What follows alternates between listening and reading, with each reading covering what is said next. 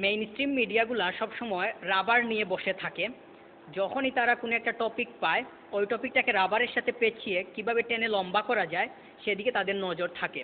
Benfica এবং Real মাদ্রিদের ম্যাচে যে ইনসিডেন্টটা হয়েছে, এইটা ইতিমধ্যে এমন পর্যায়ে গেছে আর কেউ বাকি নাই এটা নিয়ে কথা বলতে, সবাই কথা বলছে। কিন্তু এই বিষয়টাকে বাড়িয়ে দিছে কিংবা উস্কে দিছে কিলিয়ান এমবাপ্পে। সে কিভাবে মানে বলছে, মানে প্রেস কনফারেন্সে, যে সে 5 বার শুনছে যে ক্রিস্টিয়ানি একটা শব্দ বলছে ভিনিসিয়াসকে।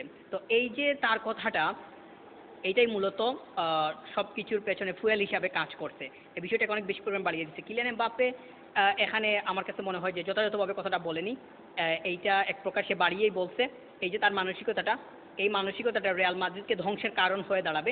ইতিমধ্যে আমরা অনেক ধরনের নাটক তাদের টিমের ভেতরে দেখতেছি, সেটা সামনের দিকে আরও বেশি পরিমাণ দেখা যাবে। পিওর একটা ইনভেস্টিগেশন দরকার।